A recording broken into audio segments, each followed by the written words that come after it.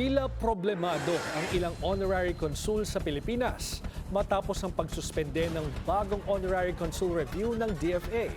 Yan ay matapos ding makalkal sa Senado ang citizenship ng controversial mining tycoon at former honorary consul na si Joseph C. Ang detalye sa exclusive Agenda Weekend Report ni Paulo Barcelon.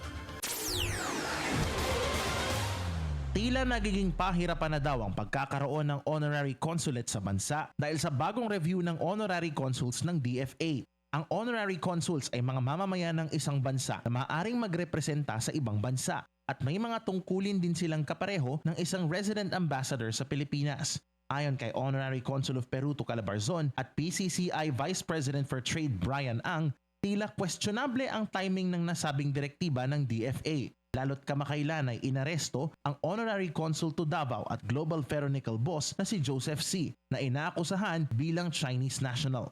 I am hearing from all the honorary consuls na binabawasan na ang kanilang mga privileges.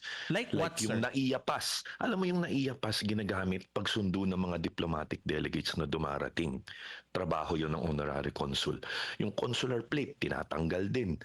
So parang tinataboy ang honorary consuls ngayon. Tinatanggal ang lahat ng kanilang benefits.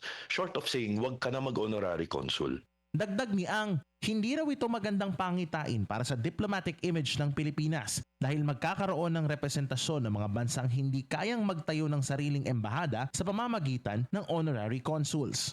Diba? Everything. You hire your own office and then you have to serve the entire, halimbawa sa Peru, lahat ng Peruvian na pumasok, tutulungan mo yan. Kung kailangan niya yung document authentication, gagawin mo for them. Kahit mag-eleksyon. Kung nagkakaroon ng eleksyon sa bansa nila, it is conducted in our office. Kami ang nagbibilang ng boto, kami nagpapadala sa Peru. So you serve as the embassy. You do the work of the embassy on behalf of the host country. Sinubukan naming kuhanan ng pahayag ang DFA ukol sa mga nabanggit ni Ang na pagbawi ng perks, ngunit wala pa silang tugon ukol dito. Pero nauna nang sinabi ni Foreign Affairs spokesperson Angelica Escalona na regular ang kanilang ginagawang polisiya para masigurong aligned with Philippine law and international best practice ang ginagawa ng honorary consuls. Dagdag pa niya, routine ang ginawang pag-freeze ng honorary consul accreditations at hindi ito dahil lamang sa iisang kaso. Kahapon lamang, nagbitiw si Joseph C. bilang director ng Global Ferronickel Holdings.